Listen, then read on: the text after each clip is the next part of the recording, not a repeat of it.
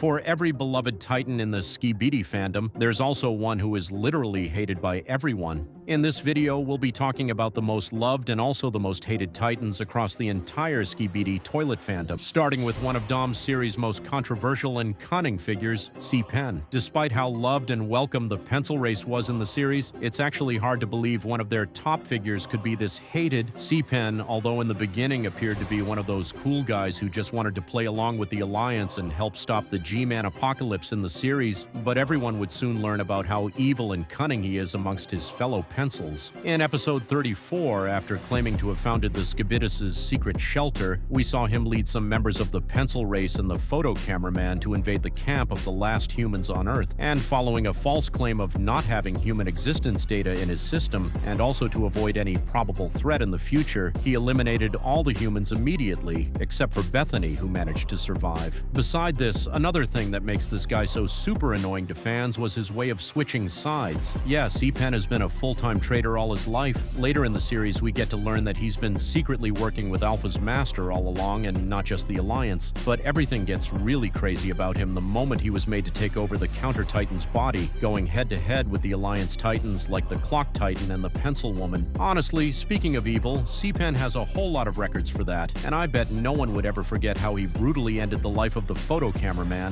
and also lied about the killing of the humans, and many more. However, while C-Pen remained one of the most hated figures that everyone wished could just go away, the Super G-Man in the Zombieverse is this Titan that no one ever wants him to leave. Tell me who gets killed or died and get this whole lot of befitting burial. Super G-Man is not just a Titan, he's a hero. Yeah, the safety of every member of the Alliance has been his day one priority, despite not being the strongest, but no matter what numbers the enemies are, 2, 3, 4, or even more, this guy is all ready to face them all alone. We all know how crazy it gets when the X-18 is being overused. Yeah, I mean, this one thing that could consume its user once it gets worse, but this same weapon is what the Super G-Man could be seen using multiple times in the series to save others. It's safe to say without him, multiple missions in the series wouldn't have been completed, and the numbers of infected figures in the series would have also been more than what we've got now. Not gonna lie, his impact in the series had been so great, and I really wished he never leaves. Now imagine when a whole group of people just get to do things their own selfish ways. Yeah, they are villains, but most things done by them are just too wild to overlook and not get mad at. The Astros in the OG series are not just hated for being a villain in the show, they're hated because they're just too good at the evils they do. With names of villains like the Obliterator Astro Toilet, Destructor Astro Toilet, Impactor Astro Toilet, Astro Duchess, and many others. Although these guys were once a side threat to the Alliance with a lesser screen time and hatred, but ever since they cut ties with the Skibidis and had the goal of taking over the Earth completely,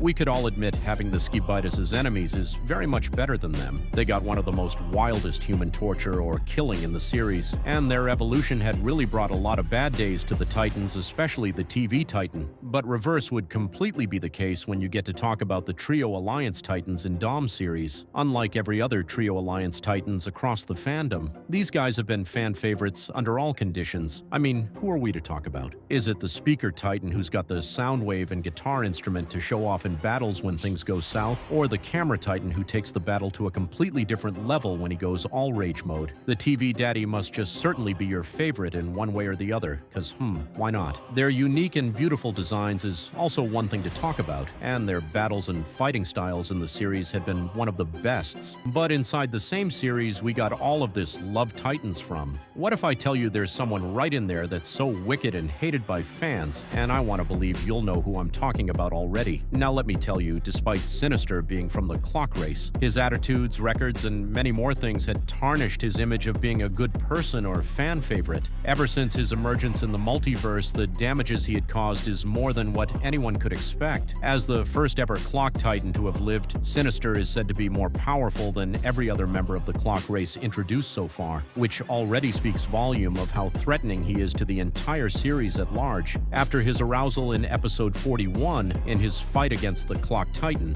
the Clock Titan almost met his end if not for the help of the future Clockman, And aside from being so powerful, Sinister is someone with pride, and this person who never minds clearing anything or anyone in his path to have his way. His actions over time had earned him a big hatred across the fandom, and no one ever wished him having the perfect dominion he's been after anytime soon. Remember, we've talked about the trio Alliance Titans in Dom series and what makes them fan favorites. Now it's time to talk about the ones in the OG series as well. At the start of everything, the biggest rivals of the Skibidis in the OG series were actually the Titans. Their introduction back then was something everyone was happy about. I mean, who else wouldn't be happy seeing someone who could actually save the humans from the toilets' heads back then? And as things get crazier and crazier, fans have always chosen to love and pick these guys over any other figures in the series, aside from being the protagonists of the show. These guys had just exhibited and played roles that no one wouldn't fall in love with. When they get defeated in one way or the other, fans always feel sad about it until they come back stronger and upgraded and have always got one and others back. Okay, now over to the second to last most hated Titans in the Skibidi toilet fandom. We have the Counter Titan. Basically, we know we all appeared to always love the Alliance Titans in Dom series more than the villains, but the hate for this guy is just there. Alpha already is this person that fans don't seem to love at all in the series. Now imagine being her toy. Counter Titan is just as brutal as its owner or Guidance, but that's not the issue actually. Just that he had once attempted to kill two of our favorite Titans at a time. I mean, who does that? However, the moment he got possessed or began to be controlled by C-Pen honestly ruined it all, and that way the hate for him just kind of gets more crazy and stable. But even all of this list is not complete if we didn't talk about how much hatred fans had really developed towards the likes of the Toilet Necromancer, Phantom Toilet, and many others in the Skibidi Wars series actually. Most especially the Toilet Necromancer and Phantom Toilet. These guys literally worked with a large number of dead people who are brought back to life and called the undead armies, and not gonna lie, these undead soldiers remain the most mindless enemies in the Skibidi fandom. Aside from being these powerful leaders everyone hates, they are also betrayals and selfish, and as long as these guys remain to be this, they would always be the last choice of almost every Skibidi toilet fan. But do you want to know who else wouldn't? The Battle Armor Speaker Titan. I recognize how much the Skibidi fanbase loves the Speaker Titans, but speaking of the Battle Armor Speaker Titan, the love for him is just completely insane, being one of, if not the most strongest Speaker Titan across the fandom. Although not the best, but he's got a very cool design in the show. And yeah, when we talk about moves, like I mean some of the best dance moves ever, believe me when I say my guy literally owns the spotlight. And over time, the Battle Armor Speaker Titan has really been one of these titans that the Skibidi toilet fans would always go for.